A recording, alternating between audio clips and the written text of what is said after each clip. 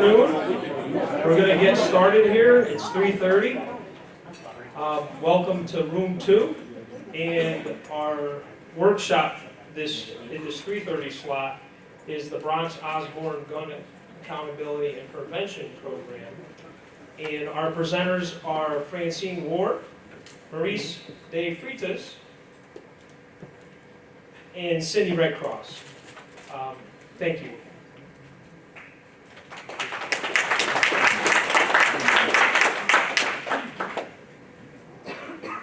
Good afternoon, everyone. It's good to see everyone. We're really excited to present today on BOGAP. I'm Francine Ward. I'm an Assistant District Attorney in the Bronx County District Attorney's Office. In Bronx DA's office, I'm with the Community Justice Bureau, that's formerly known as the ATI Bureau, Alternatives to Incarceration Bureau. And I'm also the person who oversees the gun diversion cases throughout the office. So co-presenting with me, as you just learned, is Maurice De Freitas. He's the program manager for the Osborne Association. And we also have Cindy Redcross. She's also from my office. She's a researcher and the unit chief for the Strategic Planning and Analytics Unit. Okay, so get my bearings. So before we get into the next couple of slides, I just want to discuss some of what we're going to be discussing throughout the presentation. I'll start off just going through the assessment process through the Bronx DA's office, getting into how BOGAP came to be with the collaboration with Osborne Association. We'll get into some of the CLEAT parameters that are considered for this type of programming, and then the compliance aspect. And then I'm going to hand it over to Maurice. Maurice is going to talk about the clinical component, the rigors of the program, and then he's going to have Cindy end with the research and some of her findings from studying this program since its inception. Okay, so the beginning. BOGAP basically started in the fall of 2021, and it really came out of the idea that there were many simple gun possession cases in the Bronx, many of which were being disposed of without addressing the underlying causes of why individuals were picking up the guns in the first place. So we really wanted to develop a program that would address those underlying issues. And we started off in the fall of 2021, and it basically started as a cohort-based program with a pilot of 25 participants. Since then, we've had several more cohorts that have continued on. We've referred more than 90 cases, and we're continuing to do that on a rolling basis. It's really taken off. So essentially, this was the idea that we wanted to address, and it's been really successful, and we'll get into some of the successes that have come from this. But we're really proud of the work that we're doing and the collaboration that we've had with Osborne so far. So there's some goals that we want from the programming. The immediate goals and then the long-term goals. Immediate goals would be participants putting down their guns.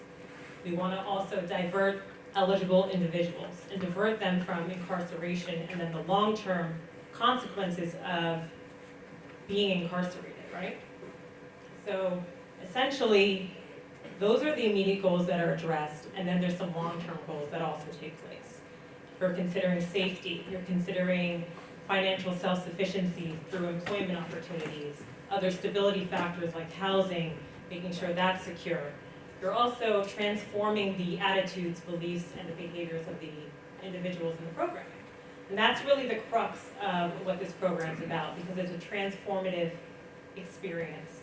It's not only just putting down the guns, but it's changing your attitudes, changing your behaviors, changing the way that you're looking at the world and how you're going about the world and setting goals for yourself.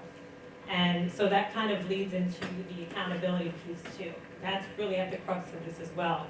And it's built into the name of the program because accountability is what, these participants are learning to take responsibility, learning to take accountability. And that follows them through not only the program, but for the goals that they set for themselves and for years to come. And then we're also having the piece of positive community engagement. That's also another long-term goal of this program that we've seen that has been achieved.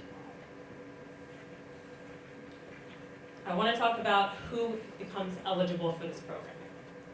So typically, we're dealing with males. This is a cohort-based program. Males within the age of 16 to 25. We do have some flexibility up to age 30, but I'd say the sweet spot is probably around 18 to 24.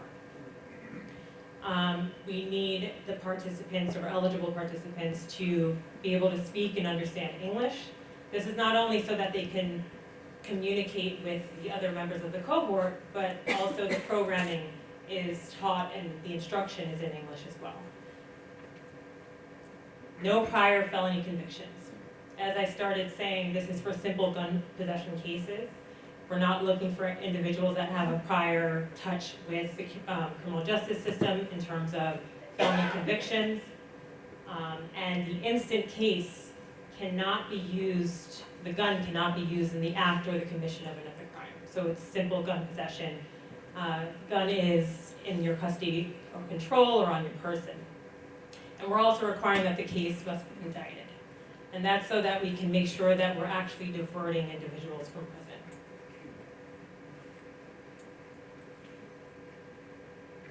So what does the screening process look like in our office?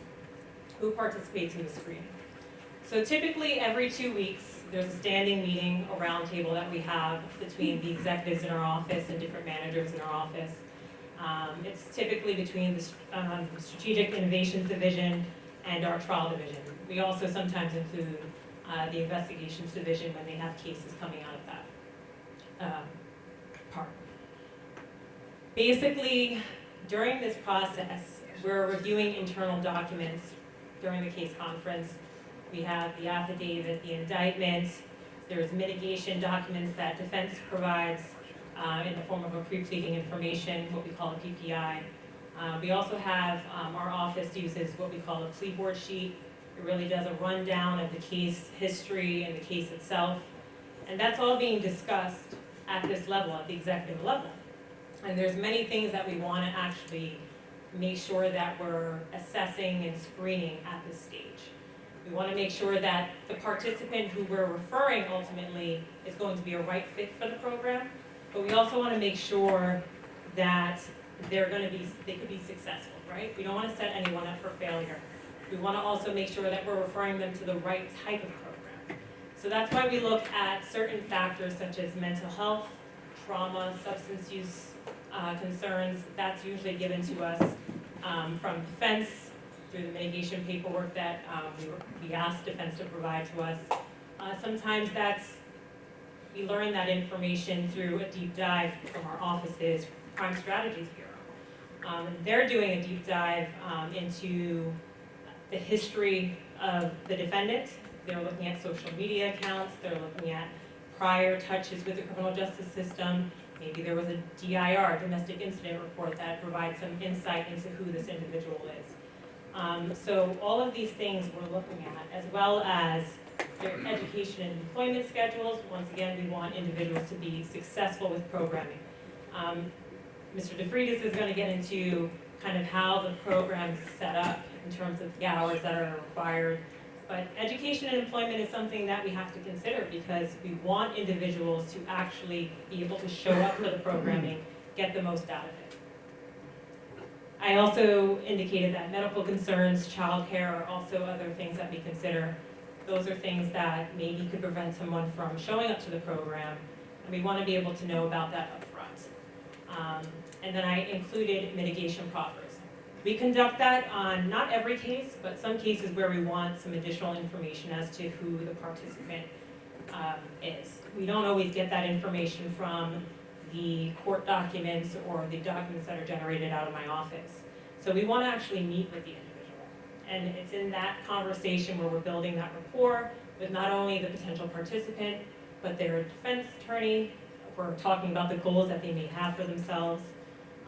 What's their motivation to wanting to seek programming, and then also potentially what, if any, barriers would prevent them from doing well in the program overall. And then once that happens, we go back up to the top, debrief with the executive staff, and then make the decision to refer the case or not. So this is just a flow chart kind of describing the process for how we've selected potential participants. From the beginning, we're looking at the indicted felony gun possession cases. We're identifying the age and criminal history, going through the eligibility criteria that we mentioned. It eventually gets down to the executive panel case conference. That's what I was just discussing, which is the roundtable that we have every couple of weeks. And then ultimately they're approved for BOGAP and they can take the plea, and we'll discuss what happens next. Cindy, I also know, is going to use the flow chart and describe it in a different way for you during her presentation. Okay, so let's talk about the referral process a little bit. Once we go through the roundtable, we decide that someone might be a good fit for the program. We refer it to Osborne Association for their assessment.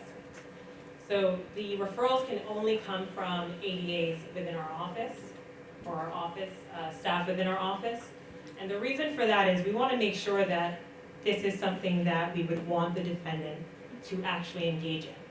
I know some defense attorneys are interested in referring the case for the assessment, but if our office isn't aware of it, we want to make sure that we can control that process a little bit. So referrals can only come from our office. It includes the affidavit, that's the criminal court accusatory instrument, as well as the indictment, which has a little bit about the formal charges, as well as some of the facts. We include a referral form with contact information for both the co-assigned ADAs. You have ADAs from the Community Justice Bureau, as well as ADAs from the Trial Bureau and other bureaus throughout our office who are assigned to these cases. So their contact information is on that, as well as a little bit more information about the case itself. And then we're at this point, which is critical, flagging any of these concerns that we saw through the assessment process to the Osborne Association. So that could be the mental health piece, that could be substance use, that could be any of the trauma that we're seeing in the mitigation paperwork. I know Osborne Association, they do a thorough job of the assessment, but this is just a little way to assist them as we're referring the case.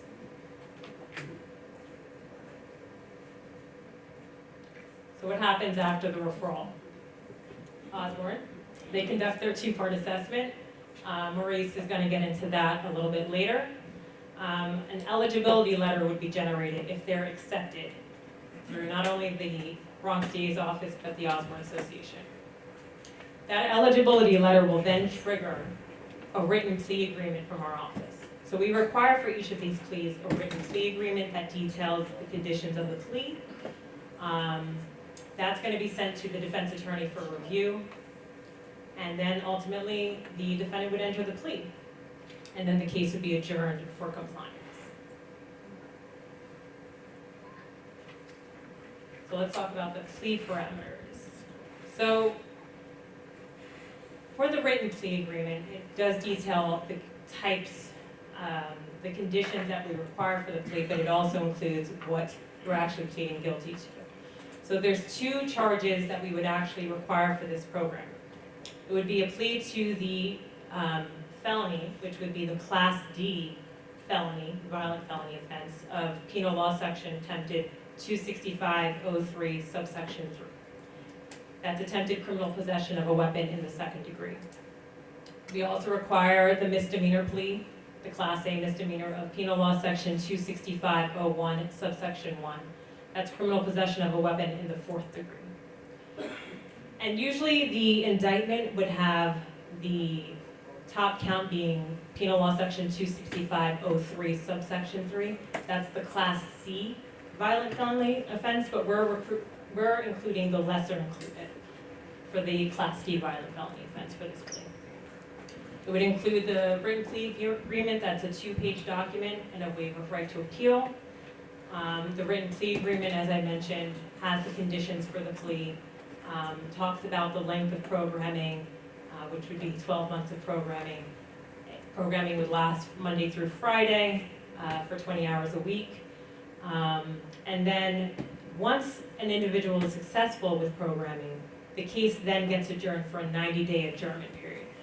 And that's really important because not only are they not to be rearrested during the length of the 12 months of programming, but we're also requiring an additional 90 days of no new arrest.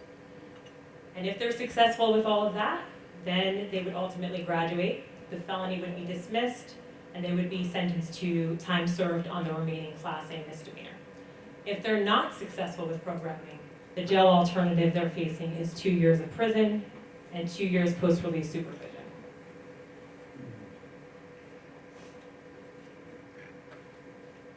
So now, let's say the plea has been entered, we're now before the court for compliance updates. For these appearances, it's during the 12 months of programming. Essentially, there's a judge that's different than the judge who typically takes the plea. And the participants are going through this update as a cohort. They're showing up to court together, they're hearing each other's feedback in terms of how they're doing in the program, addressing any non-compliance that may come up. So non-compliance would be they're not showing up as readily as they need to be. There's low attendance or low participation in the programming. Possibly there's a new arrest. How do we address that? But the Osborne Association, they do have a representative who's in court who provides a report to the court for each of these appearances. They will speak for each appearance about how this individual has been doing for each month of programming. And then there's a way to kind of navigate some of the non-compliance that comes up. And it's really important because this is an opportunity for everyone to understand that Osborne is there to support the participants. It's really a collaborative type of environment in the court for these cases. Osborne gets to speak, the DA gets to speak, the defendant gets to speak if he chooses to. And we really do encourage them to do that, to talk about what they're liking in the program, how they've fared so far since starting programming, the goals that they have for themselves. And their defense attorney can chime in as well if they have anything to say or anything that they want to raise. So it's really a really wonderful experience. It's not sometimes the traditional sense of a court appearance. It's really been a positive environment overall, just for everyone to kind of share the feedback of how the programming has helped them. And this will go on in terms of the programming for 12 months, as I mentioned, until someone successfully completes the graduation, or unfortunately, if there's a failure, and that's when they're facing the 2 years of prison, 2 years post-release supervision, or some alternative sentencing. And I note that because there are some instances where individuals may not complete programming for a particular reason, and they haven't always been sentenced to the 2 years prison and 2 years post-release supervision. There's been some variation. Sometimes it's probation, sometimes it's a split, but overall, it's been quite successful, and we're really pleased that that's been the outcome so far. And I thank you all for your time. I'm going to pass it over to Maurice DeFreitas to continue.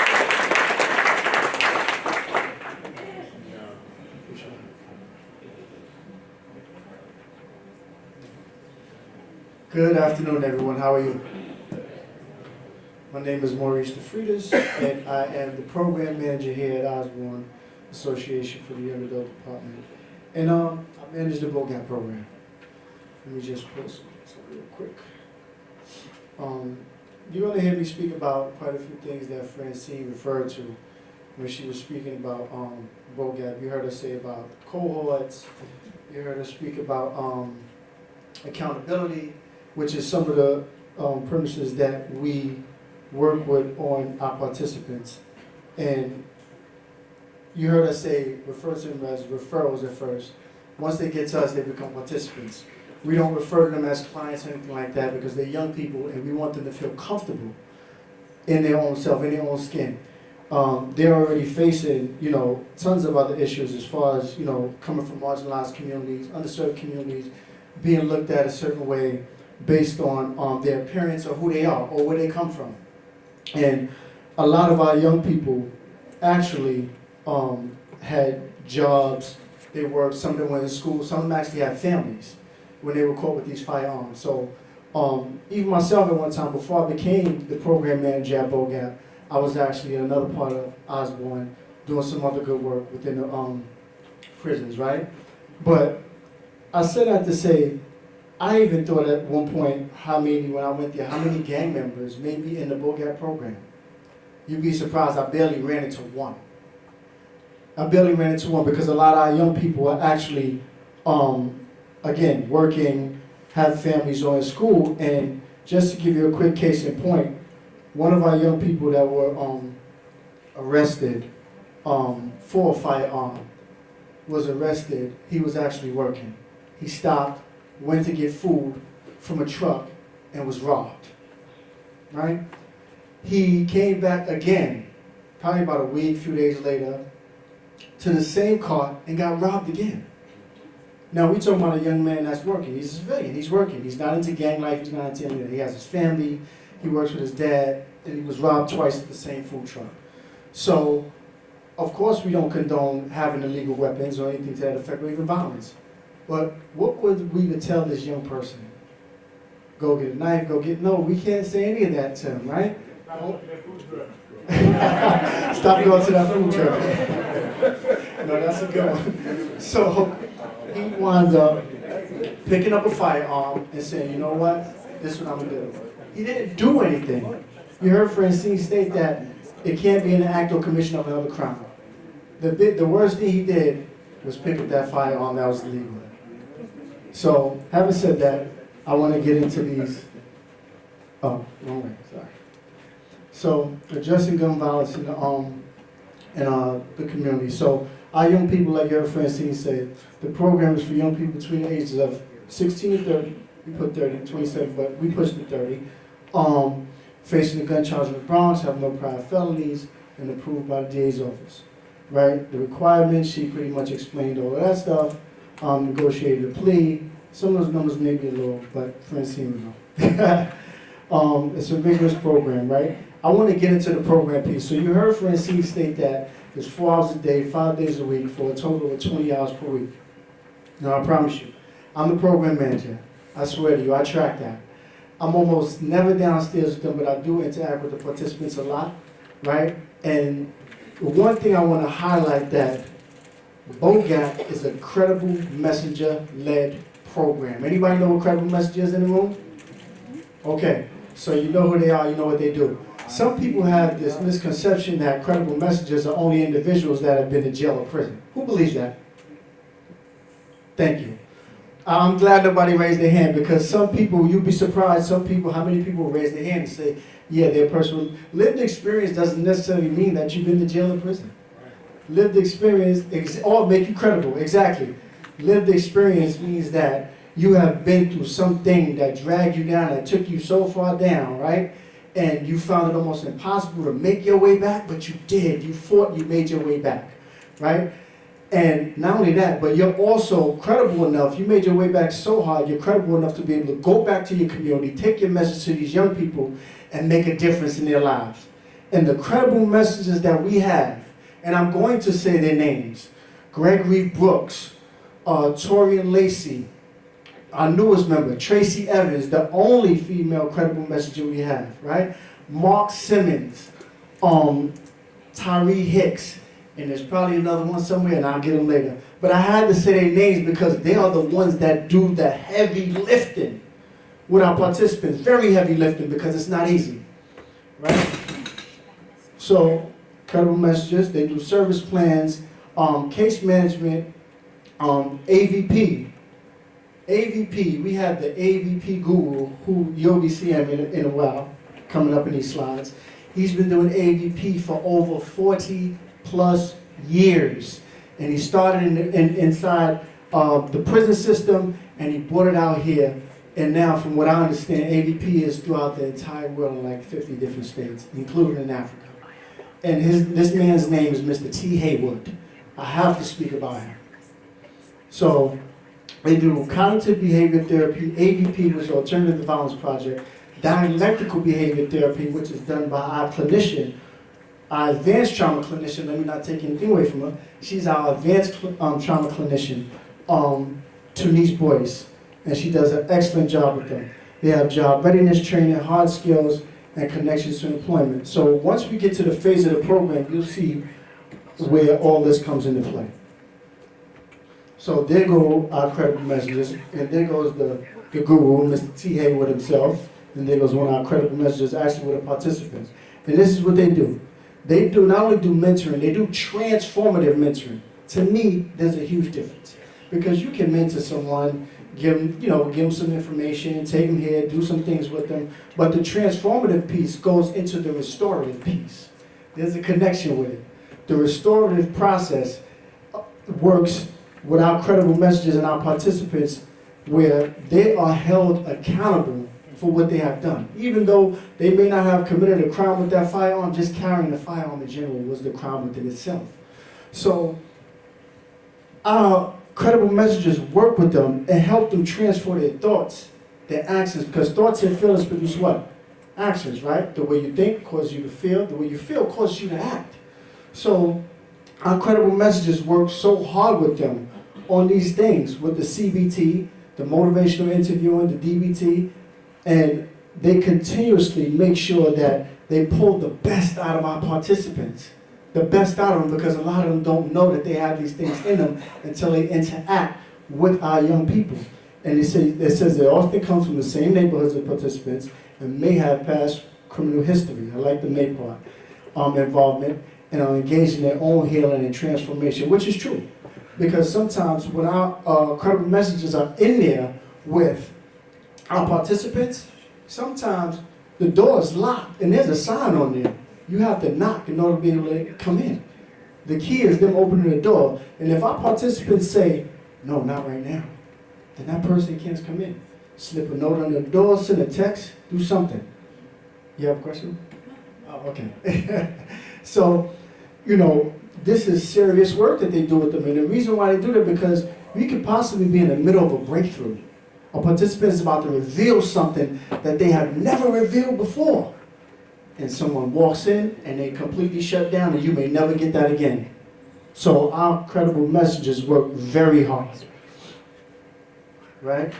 They support participants in achieving their goals in education, employment, healthy relationships, which is very important. Resistance to violence and problem-solving issues our mentees face. So here you have it. Here's a group of cognitive behavioral therapy and interactive journaling. You see the writings on the wall. This is our guru, Mr. T. Haywood's work right here. So during our cognitive behavioral therapy sessions, our participants actually follow along behind our credible messages. And of course, it's an evidence-based curriculum that we use to work with our young people in behavior change. This is our advanced trauma clinician, Denise Boyce. She works excellent with our young people. She does the one-on-one groups. Let me go back real quick, matter of fact.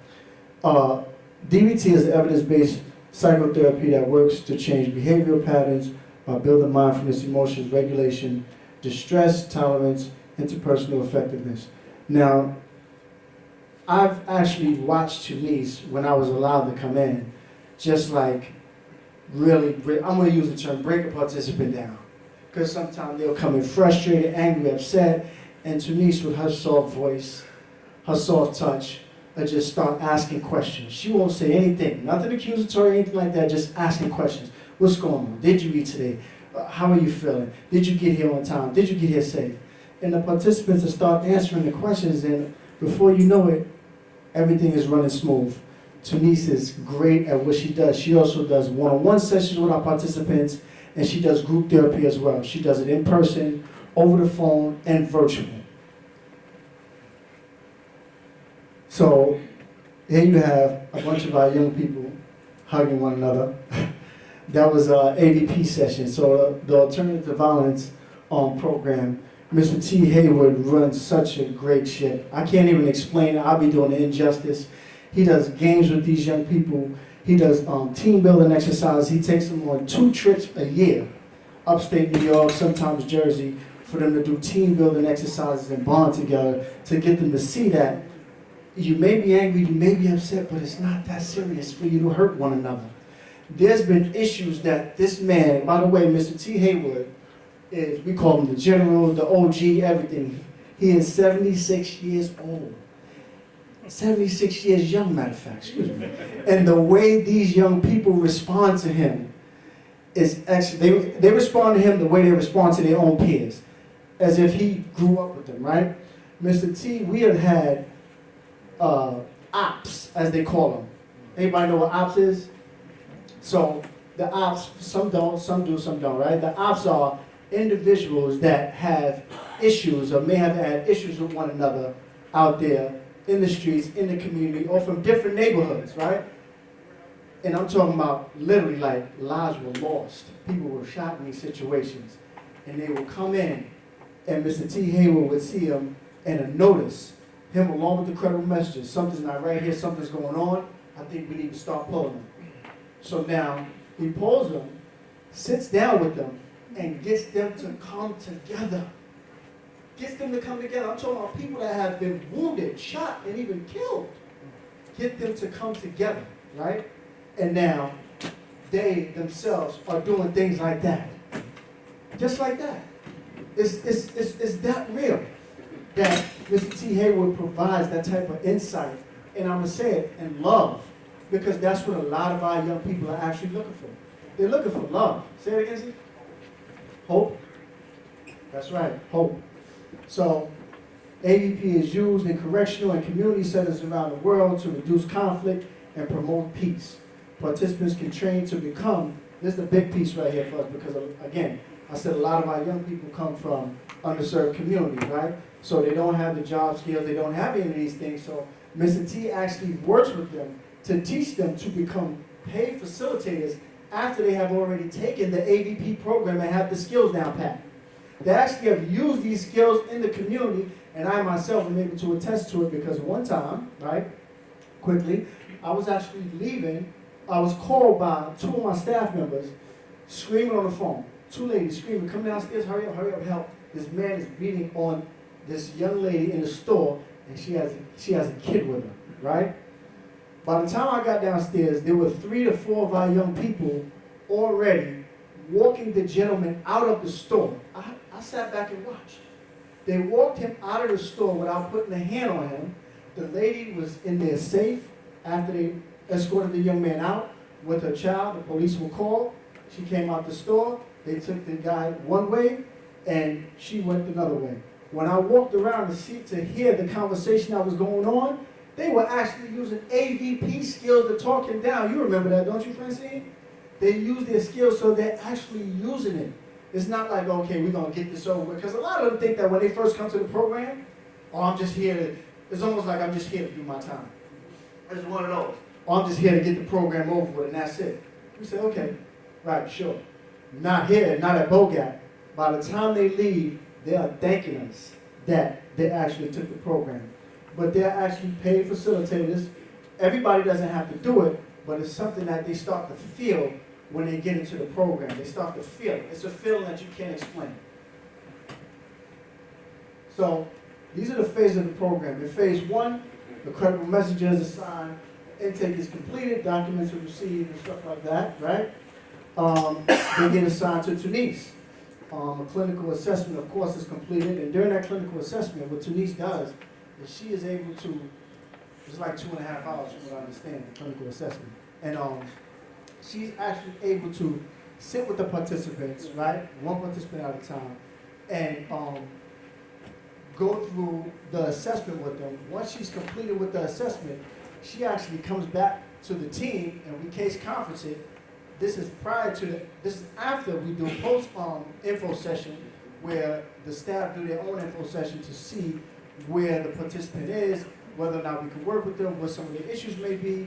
And one of the questions I always ask, because I'm not always there for it, but when I can be, I'm there. I always ask, what can prevent you from coming to a program? That's what I want to know. And upon that answer, that'll tell me how their ride is going to be within the program. So once they're done with us, they go to Tunise. Tunise does a clinical assessment, and she'll come back and give us the information and say, well, look, I believe that the participant has experienced this, and that, which makes them a good candidate. Or, I don't believe that this participant is a good candidate, and if we accept this participant, this is what you're potentially accepting. Now, mind you, here at BOGAP, honestly speaking, we try to accept everybody. I ain't gonna lie, we do. But there has been times where we, not many, I'll say one, time that we should have listened to Denise because she was right. But sometimes we give pushback, right? That's how, colleagues, we come together. We're not always agree. We don't always agree. However, we do our best to make the best decision for the participant because it's not about us. It's about the participant and how we make sure we maintain the integrity of the program. It's not a walkthrough program. It's not a fly-by-night. So after that, right, the file's completed. They do an ISP, goal setting, and that's when they start with all the therapeutic programs. So you're going to see this throughout because CBT, AAP, interactive journaling, motivation, and DBT is done throughout the entire program, through every phase. We spoke about dialectical behavior therapy, motivational interviewing, ABP, job readiness training. So the job readiness training, JRT, is from 4 to 6 weeks. Once our participants get in job readiness training, we have our job career coach who actually does a great job at working with our participants, teaches them how to do resumes. He actually works with them on being able to tie ties, how they should dress, how they should speak, how they should present themselves, everything, because some of our young people have never had jobs before. And then you have those that have. But the ones that have never had jobs before, and even some of the ones we have though, where they give us their resumes, and they give you a resume, he's like, nah, this is not it. I'm glad you got hired at this place, but it might not work for that place. So he goes through all the things with them, all the rigor and everything to make sure by the time that they get there, they're presentable. And before that, before they're given employment, he actually makes sure that they either go to some sort of internship that we connect with or apprenticeship to help support their, their learning ability and things to that nature. Again, cognitive behavior therapy, we look at that. We also make sure that they do a community benefit project as well too, in their own community so that they understand the purpose and the potential of giving back. The same way they may feel BOGAP is a plea-mandated program, right? The other reason why we call them participants is because we didn't go out and get them. They took that plea. They weren't forced. They weren't forced to take that plea. That's something that they decided to do. So the community benefit project works out really well because they do different things with them in the community, and that's actually a part of their mandate as well too. The one-on-one mentoring and counseling with the credible messages. That's an important piece too because there's some things that's spoken about in groups that do not come out. Let me reverse that. There's things that's spoken about in one-on-ones that the group will never hear. They'll just never hear it because they feel comfortable letting out a lot in a group setting environment, but when it comes to certain things that are very, very personal and touchy, even some things that the gentleman spoke about from Tennessee, even things that he spoke about, things like that. Sometimes people don't want to put those things out there because it makes them vulnerable. They feel naked. So the one-on-one counseling with the credible messages gets that out. At the end, they update their service plans and whatever their outstanding needs are. And outstanding needs could mean anything from I need help or support paying my rent. I need help or support feeding my child, my daughter, my son. I got kicked out, and this is a true story. One of our young people got kicked out at 3 to 4 o'clock in the morning because he couldn't get pamphlets for his child. Got kicked out 3 to 4 o'clock in the morning. And he contacted Credible Messenger. And you know what the Credible Messenger did? 3, 4 o'clock in the morning, he got himself up and got to him. And what are his hours? 9 to 5. That's who, right? That's a credible messenger. Definitely credible. So, exactly. Right. No, please, let it out. You know. So, again, as I said, these are the things that help our participants change, commitment to change, and these things right here. I spoke about they have to complete the internship. We give them financial literacy skills because when they start making money, right, they need to know how to open up accounts. They need to know certain things that affect about their credit score. There's a lot of things that they need to know, and these are the pieces that help put everything together. And towards the end of phase 3, it's almost like, it's not almost, it is, where they're practically now not relying so much on the credible messenger or the program. They're pretty much on their own now. And what I mean by they're on their own, Osborne is always available to them. BOGAP is always there. Even after you graduate the program, BOGAP is still for, actually Osborne is still there for you too as well. So, but that's one of the main pieces that they get employment, they do all the things, they sit with the career coach, the financial literacy, all these pieces come into play, and they have to create a prevention plan because now they're going to be on their 90 days after this, right? Which is slides coming up next. It exerts their independence. They have to prepare for the completion of the program, and a lot of them, actually this cohort right here, we're in cohort number 8, coming up on number 9. I have never seen this many participants that completed AVP go for the co-facilitator portion of it. One of the reasons why, and I'm gonna honestly say it, I believe that it's due to poverty. It's due to poverty. Because they are getting paid, but not only are they getting paid, they're doing a great job at it. They're facilitating within other cohorts that are coming in. And they're going out to the communities and facilitating as well too. Mr. T. Hay with the Google is connecting with different other communities and community centers, and he's taking them out there to actually implement the AVP program. So he's doing a great job. Completion of the program, we call it the 90-day cooling off period. Right? The 90-day cooling off period is a period that after participants have completed the year-long portion of the program with Osborne, during the next 90 days, they're expected to stay engaged in some form, whether it's internship, employment, apprenticeship, or even volunteer work, which they do as well too. So for any criminal contact. Once the period is up, the participants are allowed to rest, and they have successfully completed the entire program and are ready for graduation. So here you see, there's one graduation right here, and this was actually the first 3 cohorts right here. You see you have participants in back, program staff, and then you have district attorney, Darcel Clark, right? And you have the final appearance in court, right? Resentencing and felony reduced to a misdemeanor. That is not big, it's astronomical. Because it allows these people to use all the skills that they learned in each phase of the program to now put it into play, right? You get the chance to put it into play now because their misdemeanor, their felony is going to be reduced to a misdemeanor, and now they can go out and get the job. Right? The employment that they really wanted, that they need, viable employment to be able to take care of their families. Because like I said, some of our young people had just, right when they got arrested for the program, had just had children, probably had a 1 or 2-year-old or 3-year-old kid. So they are looking to make something happen for themselves and their family, right?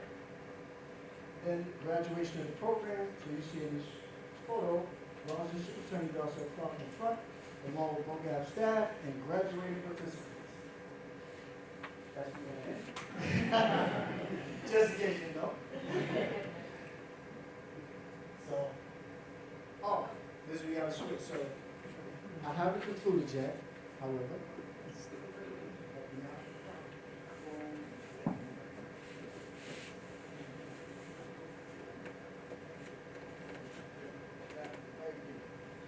So, instead of sentences. But that's exactly a second chance. And Newswell's Justine Miller.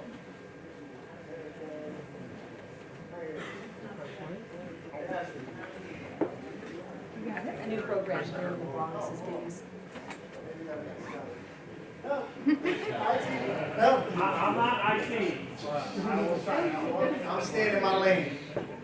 Right here. What you're about to see is the actual live footage from actual graduation. Oh, okay.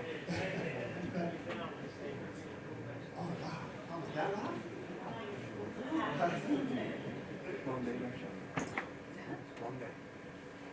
Some youth facing jail time. A second.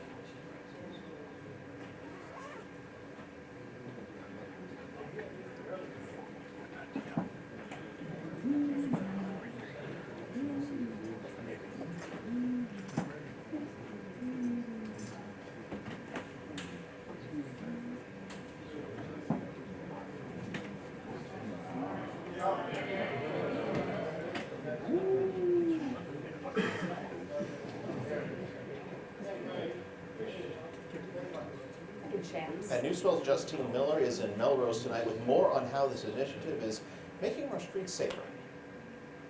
It's not every day you see a judge handing out certificates instead of sentences. But that's exactly what happened in Bronx criminal court last month, when 9 young men were recognized for completing a crime prevention program.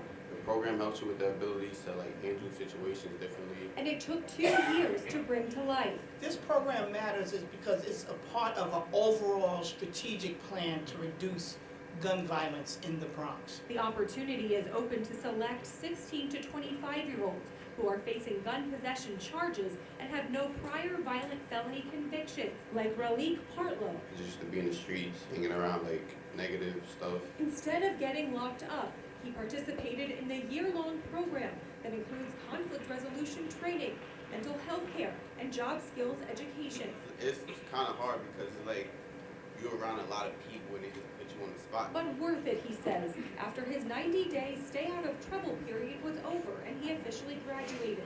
His felony conviction was dropped down to a misdemeanor and he avoided jail time. I'm happy that I changed.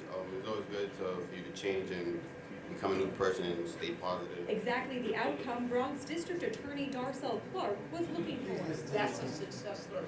And now they are part of the solution of gun violence in our community. The program is made possible thanks to funding from both the city and federal government, as well as from private foundations.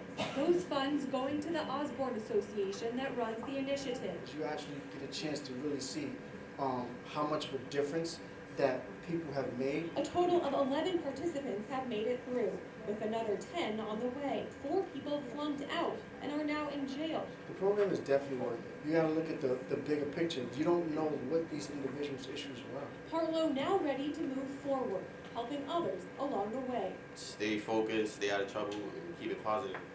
And hopefully I can encourage other people to do the same thing. In Melrose, Justine Miller, News 12.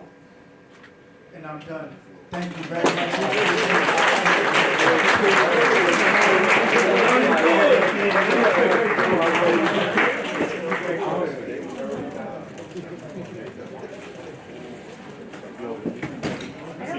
I think that there's one more. I think he just meant that he's done.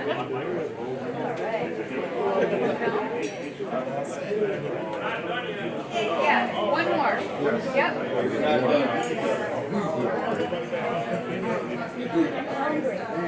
10 more minutes. I was just gonna give that to him. 10 more minutes.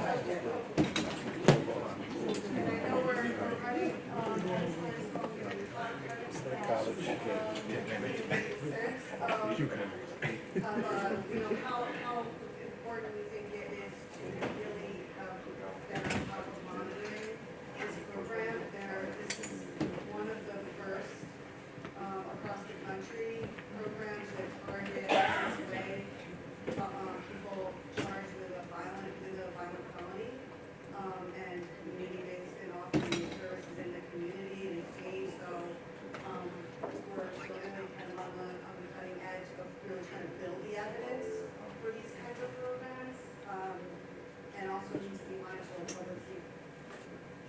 So just to sort of quickly walk through, as Francine pointed out, we started in 2021 with a pilot, and then after that first class graduated, we paused, we did an evaluation to look back at what happened with the participants in terms of did they graduate, or sort of just identifying measures of success or failure for the program. And we also took a look at rearrests during that time period to make sure that there wasn't any need for concern, or we weren't seeing any red flags in terms of arrests occurring. Then right after the pilot, we took the LOGAC program along with our office and with John Jay, received funding to scale the program. So that means sort of roll it out and offer it to additional participants, and also to undergo an external evaluation funded by NIJ, so it's sort of like a partnership with NIJ for the research and BJA for the program funding. So that allows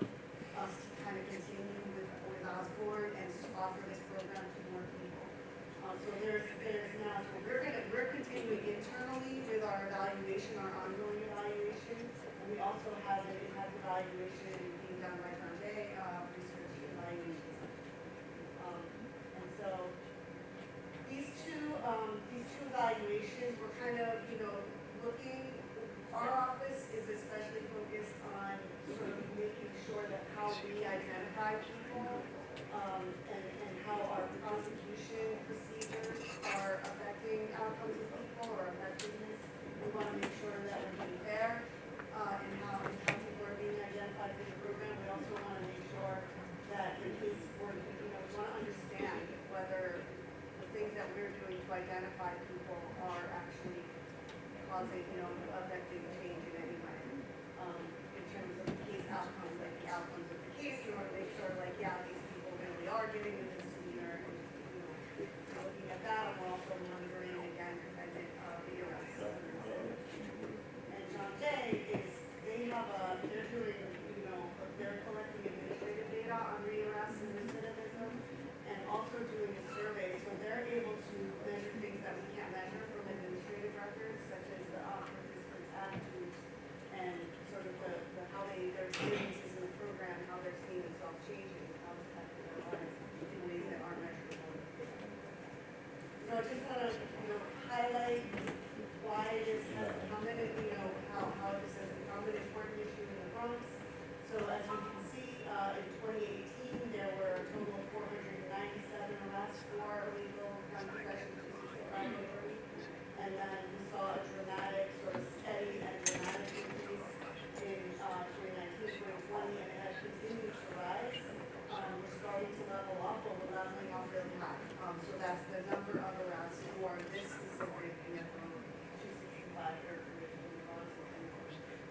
It's always in the top 10 of our most frequent charges, and it is the number one felony.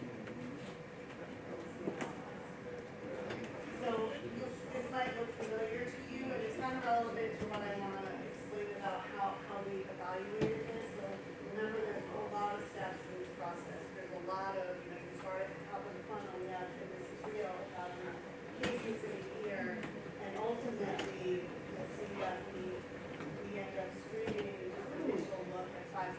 So we really need to understand, we need to figure out basically how are we going to know if this program is effective? Who can we compare this to? So this is meant to illustrate for you how as for the evaluation, it's always about compared to one.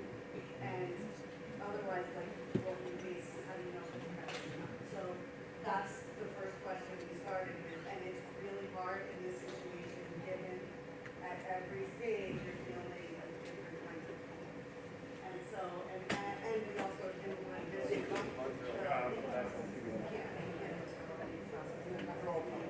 attorney decision making, defendant decision making. And so you'll see just these color guides kind of illustrate, sort of give you a visual understanding of, we're identifying, so you've already lost when you select the engaging criminal history, and you narrow to that population, you'll see that that's different from all felony indicted cases. And then there's a preliminary screening where our crime strategy bureau they work with NYPD very closely. It's kind of like the intelligence bureau.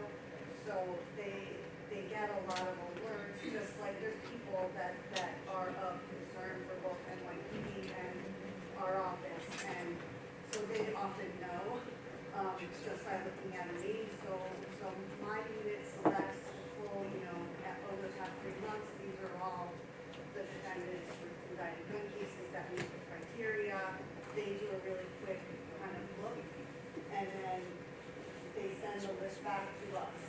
There's some people at that step that are approved, like that it's rare, it doesn't happen that often, but at that stage there's people that we use. So you'll see like that's the green guys, they're now other stuff.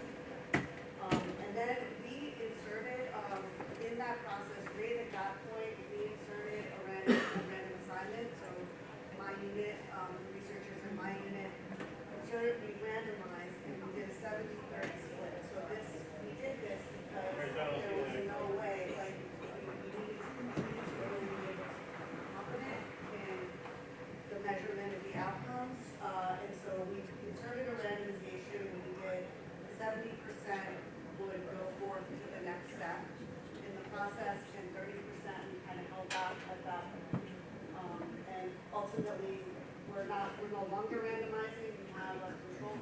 I'm calling a control group of 100 people, and we have a program group of almost 200 for the evaluation.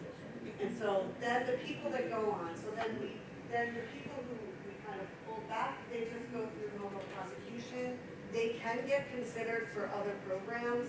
It's just kind of what, it's meant to represent what would have happened if they didn't get sent to this executive conference and to program. So it's not like we're, holding them back from anything that they can still get considered. So then this executive panel conference happens, and in that conference, that's where all of the intelligence is gathered, and where there's a discussion among all the chiefs of the division chiefs, of the trial bureau, of the Strategic Innovations Bureau, of CJF, the Community Justice Bureau. Sometimes they'll have to call the ADA. They have all of those documents and all of that information gathering that Francine talked about. That all gets discussed and in the executive panel case conference. And ultimately, half of them get rejected at that point. There's concerns about, like it's not even measurable, so that was also the reason why we had to randomize, because there's so many reasons that we don't have data on why someone can get rejected. And so ultimately, what we're hoping to do with this design is measure the impact of what we're calling BOGAP, which includes that whole plea agreement, as well as the program services, and that's the larger, and we have a really good design to measure those effects. But then there's also some stuff we can do statistically to try to isolate how much of whatever impact we observe is from the program services versus the plea offer because we believe that can also affect. And so that's just to hopefully give a kind of straightforward explanation. And I want to give you a sense, again, of what do the participants look like compared to the average gun defendant in our office. And so there's a series of graphs here. The blue bars represent the BOGAP, people who were sent to BOGAP, and the orange bars are just overall average. And not surprisingly, they're much more, the BOGAP participants are much younger, much more likely to be in that 18 to 26 age range. 92% of the people who are in the program are in that 18 to 26. Most of them are Black or Hispanic males, and that is similar to both the community and to our larger criminal justice population. There's no difference in terms of race, in terms of who is serving the program. And then on the bottom left there, you'll see defendant arrest history, and this is really important. You can see that the BOGAP people were much less likely to have any arrests, so they're much more likely to be first time offenders. Now that right there is a red flag of why we couldn't just compare BOGAP participants to everybody, because that you can tell right there that they're just totally different characteristics, and those characteristics could have an idea. And the conviction history again, due to the criteria, we don't have any BOGAP participants with felony conviction.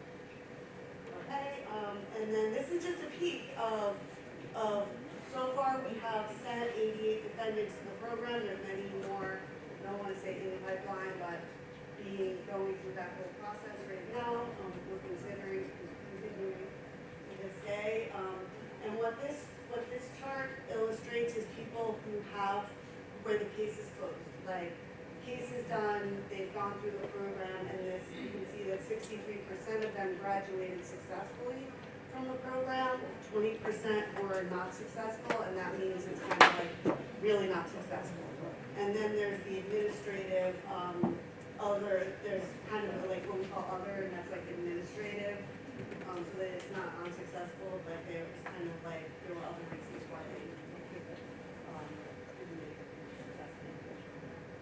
And then we wanted to understand, again, the prosecution and what's happening with these participants on their cases, on the local case, the presenting case. And what this shows is among cases that are already closed. Now, mind you, this is not impacts of the program because most of the evaluation cases are still open, but we're still monitoring. sense that, you know, BOGAP people are much less likely to have been sentenced to jail or prison on their presenting case. They're also much less likely to have probation than average, and as you can see, much more likely to have a sentence that's a conditional discharge. And rearrest outcomes, this is from the focal arrest, the percent who were rearrested after that initial gun possession arrest. And you can see this is a good sign that the people in the BOGAP program are much less likely to be rearrested than what we see on average. Again, not an impact, but all things that we need to pay attention to. So that's my really quick, I think I made it, I almost made it. You were really close.